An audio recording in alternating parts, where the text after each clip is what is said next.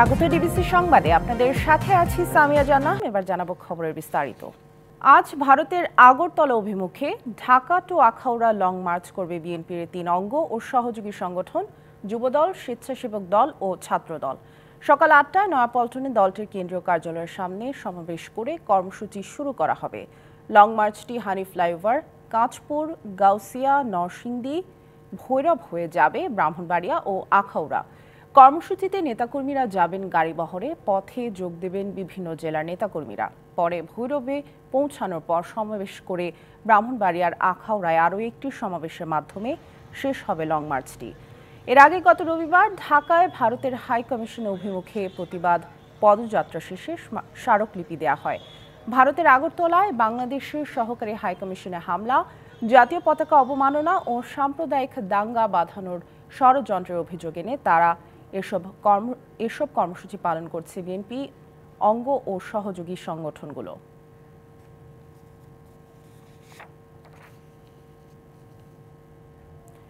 দুই পররাষ্ট্র সচিবের বৈঠকে ঢাকা দিল্লি সম্পর্কের শীতলতায় উষ্ণতার হাওয়া লাগলেও বরফ গলার এখনও ঢের বাকি, এমনটাই মনে করেন রাজনীতি বিশ্লেষকরা। তাদের মতে টানাপোড়েন কাটাতে ভারতের ভূমিকা ও সদিচ্ছাই মুখ্য। অন্যদিকে আলোচিত এই বৈঠকে দৃশ্যমান কোনো সাফল্য দেখছে না বাংলাদেশের অন্যতম রাজনৈতিক দল বিএনপি। ৫ আগস্ট ছাত্র জনতার নজিরবিহীন গণ আন্দোলনে শেখ হাসিনা পালিয়ে যাওয়ার পর ঢাকা দিল্লির উষ্ণ সম্পর্ক পরিণত হয় তিক্ততায়। এদেশের সংখ্যালঘু ইস্যুতে ভারতীয় প্রচার মাধ্যমে অতিরঞ্জিত অপতথ্য ও আগরতলায় বাংলাদেশ দূতাবাসে হামলা দুদেশের দূরত্বকে বাড়িয়েছে বহুগুণ। এর মাঝেই ঢাকায় বৈঠক করে গেলেন ভারতের পররাষ্ট্র সচিব। এই বৈঠক কতটুকু আশার আলো দেখালো? সংকট ঠিক যে কেটে যাবে আমি তা মনে করছি না, কারণ ব্যাপারগুলো কি যে ইস্যুগুলো নিয়ে সংকটটা তৈরি হয়েছে সেটা বেশ গভীর। দুটো রাষ্ট্রপক্ষ থেকে একটা পদক্ষেপ নেওয়া হচ্ছে যেন আমরা এগিয়ে যাই এবং এখানে যেন থেমে না যাই। ভারতের পররাষ্ট্র সচিব একটা কথা বলে গেছেন যে ওনাদের বাংলাদেশের সাথে সম্পর্কটা জনগণ কেন্দ্রিক। হ্যাঁ, তো এখন বাংলাদেশের জনগণ কি চায়, বাংলাদেশের সাধারণ যারা জনগণের কি আশা আকাঙ্ক্ষা, সেটার দিকে তাদেরকে শ্রদ্ধাশীল হতে হবে। নিকট দুই প্রতিবেশীর মাঝে টানাপোড়েন ঘোচানোর ক্ষেত্রে পরামর্শও দেন বিশ্লেষকরা। আমাদের দুই দেশের মধ্যে সহযোগিতা যেগুলো ছিল সেগুলোকে চালু রাখা এবং যে তিক্ততা সৃষ্টি হয়েছে সেই তিক্ততা থেকে বের হয়ে আসা। ভারতের সক্ষমতা বেশি, তাকে তো বেশি করতে হবে। সে যত বেশি এগিয়ে আসবে সমস্যার সমাধান করা তত সহজ হবে। কিন্তু এখানে আমাদের মনে রাখতে হবে আমাদের দায়িত্বটা কি, অবস্থাটা যাতে আরও বেশি খারাপ না হয়ে যায় সেটার লক্ষ্য রাখার দায় কিন্তু আমাদের। সাম্প্রতিক ইস্যুকে ঘিরে দুদেশের সম্পর্কের জমানো বরফ এই বৈঠক আদৌ গলাতে পারবে কিনা তা নিয়ে সংশয়ে বিএনপি। কোনো অগ্রগতি তো আমরা দেখতে পাচ্ছি না। আলোচনার জন্য আলোচনা করে কোনো লাভ নেই। এখানে একটা বস্তুনিষ্ঠ একটা অগ্রগতি থাকতে হবে, সমাধানের দিকে যেতে হবে। যেগুলো পিপল টু পিপল বললে তাহলে জনগণের স্বার্থ সংশ্লিষ্ট বিষয়গুলো তো আগে প্রাধান্য দিয়ে সমাধান করতে হবে, তাই না? Zakaria Ahmed, DBC news, Dhaka. ভারতের পররাষ্ট্র সচিবের বাংলাদেশ সফরে ঢাকা দিল্লির সম্পর্কের বরফ গলবে এমন আশা প্রকাশ করেছেন ভারতের বিশ্লেষকরা। বর্তমান প্রেক্ষাপটে ভারতের পররাষ্ট্র সচিবের বাংলাদেশ সফর বিশেষ গুরুত্ব বহন করে বলেও মনে করছেন তারা। তবে শেখ হাসিনা ভারতে আশ্রয় নেওয়ায় তা খুব একটা ফলপ্রসূ হবে না বলেও আশঙ্কা করছেন বিশ্লেষকদের অনেকে। গেল ৫ই আগস্ট গণ অভ্যুত্থানে শেখ হাসিনা সরকারের পতনের পর চির ধরেছে বাংলাদেশ ভারত সম্পর্কে। সেই তিক্ততা আরও বাড়ে বাংলাদেশ সনাতনী জাগরণ মঞ্চের মুখপাত্র চিন্ময় কৃষ্ণ দাসের গ্রেপ্তার ও জামিন নামঞ্জুরের পর। এ পরিস্থিতিতে গেল সোমবার ঢাকায় হয়ে গেল বাংলাদেশ ভারত পররাষ্ট্র সচিব পর্যায়ের বৈঠক। অন্তর্বর্তী সরকারের সাথে সুসম্পর্ক রাখতে চায় ভারত সরকার। বৈঠকের পর এমন বার্তাই দেন ভারতের পররাষ্ট্র সচিব। বিক্রম মিশ্রের এই সফরে ঢাকা নয়াদিল্লি সম্পর্কের উন্নতি হবে বলে আশাবাদী কলকাতার প্রবীণ সাংবাদিক স্নেহাশিস সুর। চলমান পরিস্থিতিতে তার এ সফর বিশেষ গুরুত্ব বহন করবে বলে মনে করেন তিনি। সুতরাং এতদিন পর যে সরাসরি পররাষ্ট্র সচিব পর্যায়ে গিয়ে দু দেশের পররাষ্ট্র সচিবের যে বৈঠক হয়েছে, এটা অত্যন্ত গুরুত্বপূর্ণ। ভারত এই অন্তর্বর্তী সরকারের সঙ্গে সুসম্পর্ক রাখতে চায় আগের মতোই। প্রত্যেকটি নাগরিকের নিরাপত্তা সুনিশ্চিত করা সেই দেশের সরকারের আশু পালনীয় কর্তব্য। অন্যদিকে ধর্মীয় সংখ্যালঘুদের নিরাপত্তা নিশ্চিতে নির্দিষ্ট কোনো সমাধানের বিষয়ে আলোচনা হয়েছে কিনা তা নিয়ে প্রশ্ন তোলেন লেখক, সাংবাদিক ও আঞ্চলিক বিশেষজ্ঞ সুবীর ভৌমিক। না, বড় গলার তো কোনো লক্ষণ দেখছি না। এক ধরনের সরকার থাকলে সম্পর্ক ততটা ভালো হয় না এবং নানা রকম সমস্যা দেখা দেয়। একটা তো বড় গন্ডগোল আসছে যে ওখানে শেখ হাসিনাকে বিভিন্ন আওয়ামী লীগের নেতাদের সাথে বিভিন্ন রকম মামলায় জড়ানো হয়েছে। শেখ হাসিনার প্রত্যাবর্তন তারা চাইবে। ভারত কি শেখ হাসিনাকে তুলে দেবে? এই জায়গাতে তো একটা বড় গন্ডগোলের জায়গা রয়ে গেছে। পরিবর্তিত পরিস্থিতিতে বাংলাদেশ ভারত দ্বন্দ্বের মূল কারণ সাবেক প্রধানমন্ত্রী শেখ হাসিনার ভারতে অবস্থান। তাকে ফিরিয়ে দেওয়ার ক্ষেত্রে ভারত সরকারের সিদ্ধান্তের ওপর দুই দেশের ভবিষ্যৎ নির্ভর করছে বলে মনে করছেন বিশেষজ্ঞরা। সঞ্জিতা ইসলাম তন্নি, ডিবিসি নিউজ ডেস্ক। ১.৫ বছর আগে বাইক ছিনতাই অভিযোগ তদন্তে কাজও করে এসআই, কিন্তু বিপত্তি দেখা দেয় তদন্তে। ছিনতাইকারীরা খোদ এসআই এর সহযোগী। এতে করে বাইকের খোঁজ মিললেও ফেরত পায়নি ভুক্তভোগী। তাই উল্টো এসআই এর নামে মামলা করে বাদী। এরপর থেকে বাদীকে নানাভাবে হুমকি দেওয়ার অভিযোগ ডিএমপির ধানমন্ডি থানার সহকারী পুলিশ কমিশনার তারেকুজ্জামানের বিরুদ্ধে। আপনারা বলা হয়েছে মামলা করলে আমাদের জন্য সুবিধা, কিন্তু এখন আপনি আবার ওই আমাদের সাব ইন্সপেক্টর আজমাইনের নাম দিয়ে মামলা করলেন কেন? আমি একদম বাস্তবতা যেটা সেটা আমি করে বলি, অভিযোগের ভিত্তিতে আমরা বাইক তার কাছ থেকে জব্দ করতে পারবো না, আমাদের এখন কিছু লিমিটেশনস আছে। এভাবেই মামলার বাদীকে শাসাচ্ছিলেন ঢাকা মেট্রোপলিটন পুলিশের ধানমন্ডি থানার সহকারী পুলিশ কমিশনার তারেকুজ্জামান। কিন্তু একজন বাদীকে কেন পুলিশের এই হুমকি জানতে হলে ফিরে যেতে হবে ২০২৩ সালের ১০ই জানুয়ারিতে, যেদিন ধানমন্ডি থানা এলাকায় রাজন নামে এক যুবকের বাইক ছিনতাই করে সেখানকার স্থানীয় ছাত্রলীগ কর্মীরা। এর একদিন পরের কথা, ১১ জানুয়ারি ধানমন্ডি থানায় অভিযোগ করেন রাজন। বাইক দেওয়ার প্রতিশ্রুতিতে নগদ ৫০,০০০ টাকা দেয়া হয় এসআইয়ের কাছে, কিন্তু লাভ হয়নি। বাইকের খোঁজ পেলেও তা ফেরত পায়নি ভুক্তভোগী। অভিযোগ ছিনতাইকারীরা এসআইয়ের সহযোগী। আয়ও হচ্ছে বলে যে কিসের বাইক, কিসের কি, তুমি নেক্সট টাইম থানায় আসলে তোমাকে মাদক মামলায় আমি ঢুকাই দেবো। এবং এই এসআই আমার থেকে ৫০,০০০ টাকাও খাইছে। তো আমাকে বিভিন্নভাবে ভয়ভীতি দেখায়। তো জিনিসটা আমার কাছে অনেক ভয় লাগে। তো ভয় লাগার পর আমি এটা নিয়ে আর কোনো অ্যাকশনে যাই না। এরপর সময় গড়িয়েছে আরও ১.৫ বছর। রাজন থানায় ধর্ণা দিয়েছেন দিনের পর দিন। প্রতিকার না পেয়ে এই বছর ৭ই অক্টোবর ফের থানায় অভিযোগ করতে আসেন ভুক্তভোগী। তবে পরামর্শ দেয়া হয় কোর্টে মামলা করার। সেম একই রকমভাবে উনিও কোনো প্রকার কোনো ফিডব্যাক দেয় না। পরে বলে যে মেইন মালিককে নিয়ে আসলে তাহলে হচ্ছে আমি এটা নিয়ে অ্যাকশন নিব। সেকেন্ড টাইম যখন আমি আবার যাই, ওনারা আমাকে ঘুরাইতে থাকে, তারেকুজ্জামান জেএসি। পরে লাস্ট টাইম বলে হচ্ছে যে আপনি কোর্টে গিয়ে মামলা করেন, সিআর মামলা করেন। মামলায় তদন্তকারী কর্মকর্তা এসআইয়ের নাম অন্তর্ভুক্ত করা হলে বাধে বিপত্তি। শুরু হয় ডিএমপি ধানমন্ডি জোনের সহকারী পুলিশ কমিশনার তারেকুজ্জামানের হুমকি ধামকি। পরে হচ্ছে কোর্টে যাই, কোর্টে গিয়ে মামলা করি। ফোন দিয়ে ডিরেক্ট আমাকে বলে যে আপনি এসআইয়ের নাম কেন দিচ্ছেন। তো আমি বলছি এসআইয়ের নাম কেন দিব না, এসআই তো টোটালি এটার সাথে ইনভলভ। উনি তো আমাকে আমার কাগজপত্র নিয়ে গেছে, বাইক দেয় নাই। আপনি ওনার নাম দিয়েছেন, আপনার বাইক আমি তুলে দিব না। আপনি আমার সাথে 1-to-1 এসে বসে কথা বলেন, ঠিক আছে? আপনি যদি কি পারেন করে নেন। বাইক আমার, পেপারস আমার, সব আমার। ইনভেস্টিগেশন অফিসার যিনি ছিল উনি বলতেছে এসিকে যে স্যার ওনাদের মোবাইল রেখে দেন, ওনারা কিন্তু রেকর্ড করে। বাজেভাবে রুডলি আমাদের সাথে কথা বলছে, মানে কাইন্ড অফ আমাদেরকে জেরা করছে যে আমরা কেন নাম দিছি ওনার। হুমকির বিষয়ে কথা বলতে ধানমন্ডি থানায় গেলে বিষয়টি অস্বীকার করেন তিনি। আমি কখনো তার এটা বলি নাই যে আপনি কেন তার নামে মামলা দিলেন, আমি কখনোই তাকে বলি নাই যে আপনি কেন তার নামে মামলা করলেন, এটা কখনো বলি নাই, এটা কখনো আমি বলবো। প্রায় ২ বছর হতে চলছে আসামিকে নিজের বাইক চালাতে দেখছেন, কিন্তু বুঝে পাননি আজও। উল্টো নিরাপত্তাহীনতায় ভুগছেন এমন অভিযোগের কথাই জানান রাজন। এটা আমার জন্য খুবই রিস্ক, কারণ কখন কি হয়ে যায় বলা যায় না। আর এখন মোহাম্মদ আল হাসিব, ডিবিসি নিউজ, ঢাকা। আজ মুন্সিগঞ্জ মুক্ত দিবস। ১৯৭১ সালের এই দিন মুক্তিবাহিনীর প্রবল প্রতিরোধের মুখে ওই জনপদ থেকে পালিয়ে যায় হানাদার বাহিনী। মুক্তির আনন্দে পথে নেমে আসে হাজারো মানুষ। মুক্তিযুদ্ধের ৯ মাস মুন্সিগঞ্জের বিভিন্ন স্থানে নির্মম ধ্বংসযজ্ঞ ও হত্যাযজ্ঞ চালায় পাক হানাদার বাহিনী। ৯ মে জেলার গজারিয়ায় চলে ইতিহাসের নির্মম গণহত্যা। রাতের আঁধারে সেদিন হত্যা করা হয় নিরস্ত্র নিরপরাধ ৩৬০ জনকে। ৪ ডিসেম্বর পাক সেনাদের ৩টি বড় দলের সঙ্গে সম্মুখ যুদ্ধে ঝাঁপিয়ে পড়ে মুক্তিযোদ্ধারা। মুক্তিযোদ্ধাদের সাথে যুক্ত হয় মিত্র বাহিনীর বিমানবহর। চতুর্মুখী আক্রমণে পাক সেনারা পিছু হটে। এরপর থেকেই পাক হানাদার বাহিনী কোণঠাসা হয়ে পড়ে।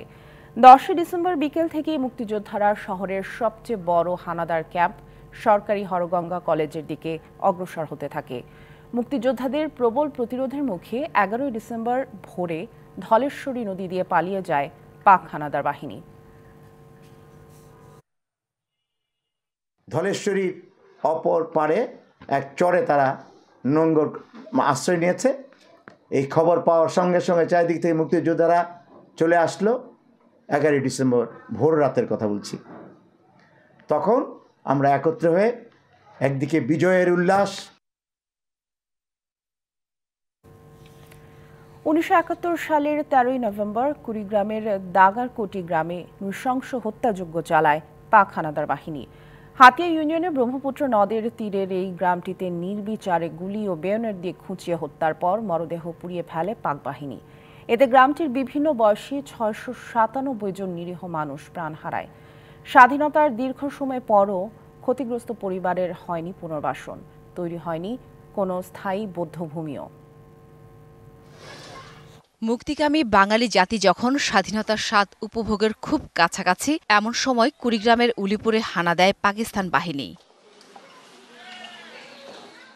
৭১ সালের ১৩ নভেম্বর দাগারকুটি গ্রামে মুক্তিবাহিনীর ঘাঁটি থাকার তথ্য দিয়ে পাকিস্তান বাহিনীকে সেখানে নিয়ে যায় স্থানীয় রাজাকাররা। ভোরের আলো ফোটার আগেই ভারী অস্ত্র আর মেশিন গান নিয়ে গ্রামের চারদিক ঘিরে ফেলে তারা। দিক বেদিক ছোটাছুটি করা মানুষকে বুলেটের আঘাতে হত্যার পর আগুনে পুড়িয়ে দেওয়া হয় অনেক মরদেহ। পৈশাচিক এই হত্যাকাণ্ড চলে সকাল থেকে সন্ধ্যা পর্যন্ত। বারুদ, পোড়ালাশের গন্ধ আর বেঁচে যাওয়া স্বজনদের আহাজারিতে ভারী হয়ে ওঠে গ্রাম। দেশ স্বাধীন হলেও আজও হয়নি ক্ষতিগ্রস্ত পরিবারগুলোর পুনর্বাসন। এছাড়া সুফল মেলেনি স্বাধীনতার। আরে ভাই ঘাট ঘাটায় বলে পাঁচত দৌড়েছে, খালি ঝাড়া ঝাড় মরে, ঝাপায় আর মরে, ৪-৫ করে ঝাপায়। এই শহীদের যে পুনর্বাসনের যে একটা ব্যবস্থা করার দরকার, সেটাও কোনো বিগত সরকার যারা ছিল তারা কেউই সেটাকে করেনি। আমরা যে দেশটা স্বাধীন করলাম ১৯৭১ সালে, এই যে মুক্তিযোদ্ধারা লাখো শহীদের রক্তের বিনিময়ে অর্জিত এই বাংলাদেশ লাল সবুজের পতাকা আমরা নিয়ে আসলাম, আমাদের স্বাদ আশা আকাঙ্ক্ষা কি পূরণ হলো?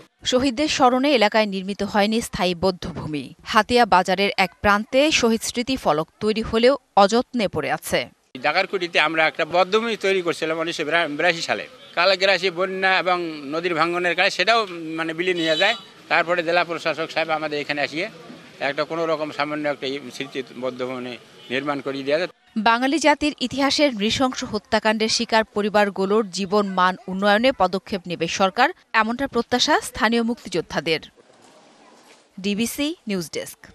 Dhaka to Akhaura long march আজ বিএনপির। নয়াপল্টনে বিএনপির কেন্দ্রীয় কার্যালয়ের সামনে এখন চলছে লং মার্চ পূর্ব সমাবেশ। সেখান থেকে সরাসরি যুক্ত হচ্ছেন আমাদের সহকর্মী আরিফুল ইসলাম। সরাসরি যাচ্ছি তার কাছে। আরিফ, লং মার্চ কখন শুরু হবে, এখন সেখানকার কেমন প্রস্তুতি দেখছেন জানাবেন। সামিয়া, আপনি জানেন যে ভারতের আগরতলায় বাংলাদেশের সহকারী রয়েছে, তার হামলার পাশাপাশি প্রেক্ষিতে কিন্তু বিএনপি সংগঠন আছে, স্বেচ্ছাসেবক ছাত্রদল এবং যুবদল, এই তিনটি অঙ্গ সংগঠন মিলে কিন্তু একটি লং মার্চ শুরু করবে। ইতিমধ্যেই এই যেহেতু তাদের যে পরিকল্পনা রয়েছে, এই লং মার্চকে কেন্দ্র করে এই সামনে নয়াপল্টন কেন্দ্রীয় কার্যালয়ের সামনে সেখানে কিন্তু একটি সমাবেশ আপনি দেখতে পাচ্ছেন অনুষ্ঠিত হচ্ছে। এই সমাবেশের পরে কিন্তু লং মার্চটি শুরু হবে। যদি আমি একটু বলতে চাই যে পুরো এই নয়াপল্টন জায়গাটিতে একেবারেই নেতাকর্মীদের ঢল নেমেছে বলা যায়। প্রায় শত শত গাড়ি রয়েছে লাইন করে, সিরিয়াল করে, যেটা করে কিছুক্ষণের মধ্যেই তারা এই লং মার্চে যোগ দেবেন বা শুরু হবে। তবে এখন যে সমাবেশ স্থলে বিএনপির সিনিয়র যুগ্ম মহাসচিব তিনি কিন্তু উপস্থিত আছেন, রহিতুল রিজভী সহ সহ দলের যে স্বেচ্ছাসেবক ছাত্রদল কিংবা যুব দলের যে কেন্দ্রীয় নেতাকর্মী রয়েছেন, সভাপতি সেক্রেটারি সহ প্রত্যেকে কিন্তু এই সমাবেশস্থলে উপস্থিত হয়েছেন। তারা বক্তব্য দিচ্ছেন এবং কি বিভিন্নভাবে তারা ভারতের যে আগ্রাসন, সেই আগ্রাসন থেকে মুক্ত এবং কি তার প্রতিবাদ, যে ভারত যেভাবে বাংলাদেশকে দাবি দমানোর জন্য যে বিষয়গুলো তারা সবসময় করে থাকে, সেই বিষয়গুলো নিয়ে তারা কিন্তু কথা বলছেন, যাতে করে আর নয় ভারতের এই ধরনের আগ্রাসন থেকে যাতে করে কোনো প্রকার আর কোনোভাবেই যাতে করে বাংলাদেশে ক্ষতি না হয়, সেই বিষয়টি কিন্তু তারা বলছেন। এই লং মার্চ থেকে আরো অনেক তথ্য বের হয়ে আসবে। আরেকটি বিষয় জানিয়ে রাখি যে এখানে সমাবেশস্থলে যে লং মার্চটি শুরু হবে, সেই শুরু হওয়ার পরবর্তীতে ভৈরবে পৌঁছানোর পর আরেকটি সংক্ষিপ্ত সমাবেশ হবে। এর পরবর্তীতে আখাউড়া গিয়ে আরেকটি সমাবেশ হবে, সেটা আসলে সমাপনী সমাবেশ। সেখানে নেতাকর্মীরা, কেন্দ্রীয় নেতাকর্মীরা সেখানে কিন্তু বক্তব্য রাখবেন। আমি কিন্তু দেখাতে চাই যে পুরো জায়গা জুড়ে কিন্তু নেতাকর্মীদের ভরে গেছে স্থলে। তো আরেকটি বিষয় জানিয়ে রাখি, যেহেতু 8টায় এই সমাবেশ শুরু হওয়ার কথা, ইতিমধ্যেই শুরু হয়ে গেছে আপনি জানেন। আর 3টি সংগঠনের পক্ষ থেকে কিন্তু যে লং মার্চটি করা হবে সেটা হচ্ছে পল্টন, ফকিরাপুর, মতিঝিল, ইত্তেফাক মোড় হয়ে ফ্লাইওভার সাইনবোর্ড হয়ে চিটাং রোডে পৌঁছাবে। তারপর কাশপুর মোড়, তারাপুর, বর্ষা, ভুলতা, গাউথিয়া, চনপাড়া হয়ে নরসিংদী মালদিতে পৌঁছাবে লং মার্চটি। আর আরেকটি যে বিষয়, যে পরবর্তীতে লং মার্চ যাত্রাকালে বিভিন্ন থানা এমনকি বিভিন্ন এলাকা থেকে নেতাকর্মীরা কিন্তু এই সড়কে অংশ নেবেন, আমরা যত জানতে পেরেছি। আর তাছাড়া এখানে যে ধরনের আরেকটি বিষয়, এই যে আজকে লং মার্চ করা হচ্ছে, সেই লং মার্চের প্রেক্ষিতে আপনারা জানেন যে কর্মসূচি ঘোষিত করে সবকিছু মিলে বলা যায় যে লং মার্চ, সেই লং মার্চ থেকে নতুন কোনো তাদের যে তৃণমূল নেতাকর্মীরা রয়েছে বা নির্বাচন রয়েছে বা কিভাবে রোধ করা যায়, সেসব আমরা হয়তো বা চেষ্টা করবো। তো এই ছিল এখান থেকে। নিশ্চয়ই আরিফ, লং মার্চ শুরু হলে আমরা আরো তথ্য আপনার মাধ্যমে জানতে পারবো। ধন্যবাদ আমাদের সাথে যুক্ত হবার জন্য। আওয়ামী লীগ সরকারের আমলে নেওয়া চট্টগ্রামে বিভিন্ন মেগা প্রকল্প এখন গলার কাঁটা। অভিযোগ উঠেছে কোনো সংস্থার মতামত না নিয়েই বাস্তবায়ন করা হয় এলিভেটেড এক্সপ্রেসওয়ে সহ বিভিন্ন মেগা প্রকল্প। নির্দিষ্ট গোষ্ঠীর স্বার্থ বাস্তবায়নে এক্সপ্রেসওয়েতে অপরিকল্পিতভাবে নির্মাণ করা হচ্ছে না। এতে এক্সপ্রেসওয়েতে গণপরিবহন চলাচল কঠিন হওয়ার পাশাপাশি স্থবিরতা দেখা দিতে পারে বন্দরে পণ্য পরিবহনে। আওয়ামী লীগ সরকারের আমলে চট্টগ্রামে অপরিকল্পিতভাবে নেওয়া হয় একের পর এক মেগা প্রকল্প। এর মধ্যে অন্যতম কর্ণফুলী নদীর তলদেশে টানেল নির্মাণ, জলাবদ্ধতা নিরসন সহ লালখান বাজার থেকে শাহ আমানত বিমানবন্দর পর্যন্ত এলিভেটেড এক্সপ্রেসওয়ে প্রকল্প। এক্সপ্রেসওয়ের নির্মাণ কাজ শেষ হওয়ার পর ইউলুপ ও ইউটার্নের বিষয়টি সামনে আসলে নকশায় যুক্ত করা হয় 15টি র্যাম্প। পরে অপরিকল্পিত 5টি র্যাম্প নির্মাণ স্থগিত রাখার সিদ্ধান্ত নেয় চট্টগ্রাম উন্নয়ন কর্তৃপক্ষ সিডিএ। নাগরিকদের আপত্তি থাকলেও জিসি র্যাম্প ও হোটেল পেনিনসুলার সামনে প্রস্তাবিত র্যাম্পটি বাদ দেওয়া হয়নি। অপরিকল্পিতভাবে র্যাম্প নির্মাণ বন্ধের দাবি নগর পরিকল্পনাবিদ ও বিশিষ্টজনদের। প্রজেক্ট ছিল যেটা একনাকে অ্যাপ্রুভাল হয়েছে লালখান বাজার থেকে পতেঙ্গা, তাহলে সেটা কেন লালখান বাজার থেকে না তুলে জিএসিতে আনা হচ্ছে? গণপরিবহন ব্যবস্থাপনা ছাড়া নিচের সড়কে কোথাও কোনো কিছু আপনার লাভ হবে না। নগরের অভিভাবক হিসেবে তাকে বলতে হবে যে আমার যারা জনগোষ্ঠী এদের মহা অসুবিধা হবে, সুতরাং আমি নবগর পিতা হিসাবে বলছি দয়া করে যা খরচ করেছেন আর করেন না। তবে সিডিএ কর্মকর্তারা বলছেন পরিকল্পিতভাবেই নির্মাণ করা হয়েছে এলিভেটেড এক্সপ্রেসওয়ে। আমাদের যে প্রজেক্টগুলো ছিল সবগুলো কিন্তু ফিজিক্যাল স্টাডি করে চুয়েট বুয়েট সবাই ইনভলভ ছিল। যেহেতু এলিভেটেড এক্সপ্রেসওয়ে অ্যাক্ট হয়ে গিয়েছে, ওইটাকে তো কার্যকরী করতে হবে, ওটাকে কার্যকরী করার জন্য র্যাম লাগবে। এখন একটা গোষ্ঠী যদি এটা অপরিকল্পিত বলে সেটা তাদের ব্যাপার, তারা কোন দৃষ্টিতে দেখছে। 4,298 কোটি টাকা ব্যয়ে লালখান বাজার থেকে বিমানবন্দর পর্যন্ত এলিভেটেড এক্সপ্রেসওয়ে নির্মাণ হলেও পর্যাপ্ত র্যাম্প না থাকায় জনস্বার্থে তেমন ব্যবহার হচ্ছে না। মাসুদুল হক, ডিবিসি নিউজ, চট্টগ্রাম। রবি শস্য আবাদের ভরা মৌসুমে চাহিদা মতো সার পাচ্ছে না কুষ্টিয়া অঞ্চলের কৃষক। অভিযোগ, সংকটের কথা বলে কৃষকের পকেট কাটছে ডিলার। সরকার নির্ধারিত দামের চেয়ে বেশি দিলে মিলছে সার। তবে ব্যবসায়ীদের দাবি, বিএডিসি ও বিসিআইসি থেকে সারের সরবরাহ কম। ধান কাটার পর পেঁয়াজ, রসুন, গমসহ বিভিন্ন ধরনের রবি শস্য আবাদ করতে জমি প্রস্তুতে ব্যস্ত কুষ্টিয়ার কৃষক। এরই মধ্যে অনেক জমিতে রোপণ করা হয়েছে পেঁয়াজ। জমিতে ফসল রোপণের আগেই প্রয়োজন হয় ইউরিয়া, এমপিও, ডিওপি, ফসফাইট, দস্তা ও জিপসাম সার। কিন্তু ভরা মৌসুমেও কৃষক তার চাহিদা মতো সার পাচ্ছে না। চারা পোতার আগে আমাদের সার ফাঁস 7-8 রকম সার লাগে, আমরা এখন কোনোটাই পাচ্ছি না, সার নেই বলছে। কিন্তু আমাদের ভূমি এখন চাষ একজনকে দিয়ে আমরা এমনকি অর্থভাবে বসে আছি। আমি দেব 20 কেজি, আমি দিলাম 10 কেজি, তাহলে ফসলে আমার কমা হয়ে গেল। কৃত্রিম সংকট দেখিয়ে সারের দাম বৃদ্ধির অভিযোগ কৃষকের। সার কিনা হয়তো 28 টাকা কেজি, সেই সার কিনা হচ্ছে 45 টাকা কেজি। ওই দাম দিলে পাওয়া যাচ্ছে, দাম না দিলে পাওয়া যাচ্ছে না। তবে কৃষকের অভিযোগ অস্বীকার করে ব্যবসায়ী ও ডিলাররা বলছেন, চাহিদা অনুযায়ী সার সরবরাহ করতে পারছে না বিসিআইসি ও বিএডিসি। আমরা সার পাচ্ছি কম, যে কারণে যেটুকু আছে এটুকুই দিতে পারছি, তার বেশি দিতে পারছি না। যেটুকু বরাদ্দ পাই আমাদের অর্ধেকে ধরেন আপনার সাবডিলারকে দিতে হয় কৃষি অফিসের নিয়ম অনুযায়ী। বাদ বাকি আমার কাছে খুচরো সার আমি এখানে বেচা কেনা করি। বিএডিসি গোডাউনে এই মাসে এখনো 50 টাকা ধরেন পাই নাই, ওটা সার মিলে যেদিন আসলে পরে দিব। কুষ্টিয়ার মতো চুয়াডাঙ্গা এবং মেহেরপুরেও সারের সংকট। কেউ যাতে বেশি দামে সার বিক্রি করতে না পারে সেজন্য বাজার তদারকির কথা জানিয়েছে কৃষি বিভাগ। গত মাসের গোদামে যা ছিল সব নভেম্বর মাসে সরবরাহ করা শেষ হয়ে গেছে। এই মুহূর্তে ডিলারদের কিংবা কৃষকদের যে চাহিদা সেই তুলনায় সার খুব কম আসতেছে, যে কারণে আমরা ওই দিয়ে উঠতে পারতেছি না। সার জাহাজ আসছে, কিন্তু ওনার যে ক্যারিং কন্ট্রাক্টর যারা সার সরবরাহ দেয়, ওনাদের ইসের কারণে সারটা একবারে ওনারা দিতে পারতেছে না। সব থেকে ইনশাল্লাহ ঠিক হয়ে যাবে। ফলন বিপর্যয় ঠেকাতে শিগগিরই চাহিদা মতো সার সরবরাহের পাশাপাশি অসাধু ব্যবসায়ীদের বিরুদ্ধে কঠোর ব্যবস্থা চান কৃষকরা। DBC news desk. হিমেল বাতাসে কাঁপতে শুরু করেছে উত্তরের জেলা পঞ্চগড়। সেই সাথে রাত থেকে ভোর পর্যন্ত ছিল ঘন কুয়াশার দাপট। সকালে পঞ্চগড়ের তেঁতুলিয়ায় সর্বনিম্ন তাপমাত্রা রেকর্ড করা হয়েছে 12.9 ডিগ্রি সেলসিয়াস। মঙ্গলবার রাত থেকে ঘন কুয়াশায় ছেয়ে যায় জেলার সড়কগুলো। রাতভর ঝরতে থাকে বৃষ্টির মতো কুয়াশা। বুধবার ভোর থেকে ঘন কুয়াশার কারণে মহাসড়কগুলোতে হেডলাইট জ্বালিয়ে চলাচল করতে দেখা গেছে যানবাহনগুলোকে। জেলায় বাতাসের আর্দ্রতা ছিল 99%।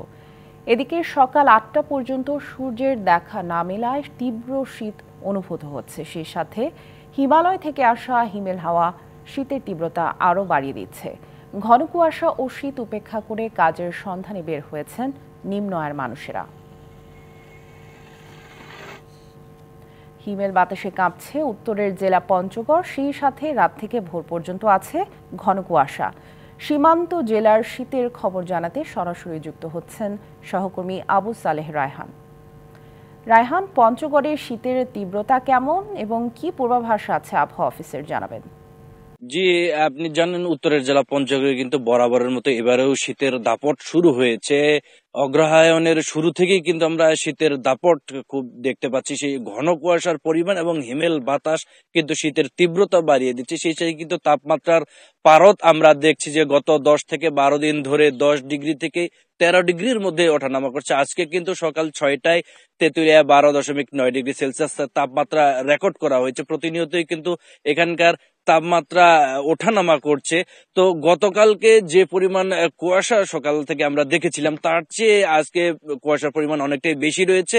ঘন কুয়াশার কারণেই কিন্তু যানবাহন চলাচল সহ যারা পথচারী রয়েছেন তাদের চলাচলে দেখছি আমরা যে বিঘ্ন ঘটছে। হেডলাইট জ্বালিয়ে চলাচল করতে হচ্ছে।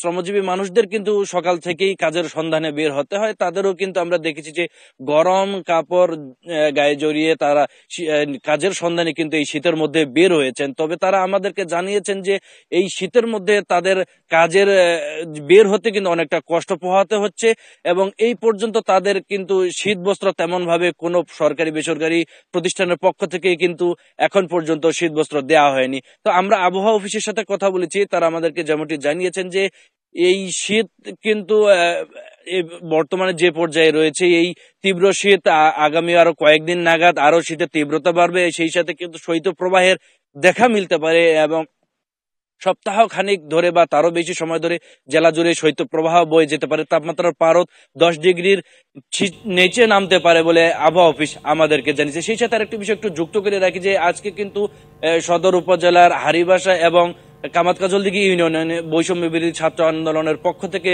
2000 শীতবস্ত্র বিতরণের কথা রয়েছে নিম্ন আয়ের মানুষের মাঝে। তো এই ছিল পঞ্চগড় থেকে আমার কাছে সর্বশেষ খবর।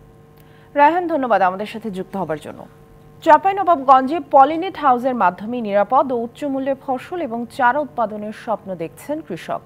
লোহার অ্যাঙ্গেলের কাঠামো আর পলিথিন ও নেট দিয়ে তৈরি বিশেষ ঘরে দেশি কৃষি ব্যবস্থাপনার মাধ্যমে শীতকালীন সবজি গ্রীষ্মকালে উৎপাদন করা, আবার গ্রীষ্মের সময় সবজি শীতে উৎপাদন করা যাবে এ পদ্ধতিতে। কৃষি বিভাগের দাবি, জলবায়ুর বিরূপ প্রভাব মোকাবেলা করতে কার্যকর ভূমিকা রাখবে পলিনেট হাউস। চাঁপাইনবাবগঞ্জের গোমস্তাপুর উপজেলা শামীম রেজা ও সাদিকুল ইসলামকে রাজশাহী কৃষি উন্নয়ন প্রকল্পের আওতায় বিনামূল্যে তৈরি করে দেয়া হয় পলিনেট হাউস। এর মাধ্যমে স্বাস্থ্যবান চারা ও বিষমুক্ত নিরাপদ ফসল উৎপাদন করছেন তারা। পলিনেট হাউসে শীত ও গ্রীষ্মকালীন শসা, টমেটো, কাঁচামরিচ সহ বিভিন্ন ধরনের ফসল ও ফুলের চারা উৎপাদন করা হচ্ছে। বাইরে খরা, বৃষ্টি বা প্রচণ্ড শীত, ঘন কুয়াশা যাই হোক না কেন, এর প্রভাব ভেতরে কোনোভাবেই পড়ছে না। ফলে কম খরচে বিষমুক্ত শাকসবজি উৎপাদন করা সম্ভব হচ্ছে। এখানে কোকোপিটে যে উৎপাদিত চারাগুলো হয় খুবই মান তার খুবই ভালো হয় আর কি। স্মার্ট কৃষি বিজনেস নিয়ে একটু কাজ করছি, এজন্য ভাবলাম আমার পলিনেট হাউসটা প্রয়োজন। আমি কিছু কর্মকর্তার কাছ থেকে এটা নিয়েছি। এখন ফাঁকা না রেখে আমি আপাতত টমেটো চাষ করেছি, সবজি অবশ্যই ভালো হয়েছে, ফসলটা সুন্দর হয়েছে, অবশ্যই এখান থেকে লাভ কিছু আশা করছি। বিরূপ আবহাওয়ায় মাঠে কাজ না থাকলেও পলিনেট হাউসের ভেতরে কাজ করে উপার্জন করছেন অনেকেই। এই পদ্ধতির চাষাবাদ দেখে উদ্বুদ্ধ হচ্ছেন বেকাররা। যেগুলো চাষ করি এখানে সেগুলো আপনার বিষ মুক্ত পাওয়া যায়, অসময় কাজ থাকে না, এখানে বর্ষার সিজনে কাজটা পাওয়া যায়। পলিনেট হাউস যদি আমাকে সরকার দেয় বা আমার যে জায়গাটা যদি দেখে, বিভিন্ন চাষ করতে পারবো। জলবায়ু পরিবর্তনের বিরূপ প্রভাব মোকাবেলার জন্য অত্যাধুনিক প্রযুক্তি পলিনেট হাউস। সূর্যের ক্ষতিকর রশ্মি এর মধ্যে প্রবেশ করতে পারে না, তাই বছর জুড়ে উচ্চ মূল্যের ফসল ও চারা উৎপাদন সম্ভব। এই চারাগুলো কিন্তু অনেক সময় নষ্ট হয় যে এই আবহাওয়ার পরিবর্তনের কারণে বা অনাবৃষ্টি বা অতিবৃষ্টি বা অতি তাপমাত্রার কারণে। তো সেই ক্ষেত্রে কিন্তু পলিনেট হাউসে তাপমাত্রা যেহেতু নিয়ন্ত্রণ বা আর্দ্রতা নিয়ন্ত্রণ করা যায়, সেই কারণে কিন্তু এখানে 12 মাসেই কিন্তু আপনি এই চারাগুলো সুন্দরভাবে উৎপাদন করা যায়। পলিনেট হাউস পদ্ধতিতে নিরাপদ ফসল ও চারা উৎপাদনে কৃষককে সার্বক্ষণিক পরামর্শ দিচ্ছে কৃষি বিভাগ। DBC news desk. সংবাদে ছিল এখনকার মতো। ডিবিসি নিউজের সংবাদগুলো পড়তে ভিজিট করুন dbcnews.tv আর ভিজিট করুন ডিবিসি নিউজের ফেসবুক পেজ এবং ইউটিউব চ্যানেল। সাথেই থাকুন।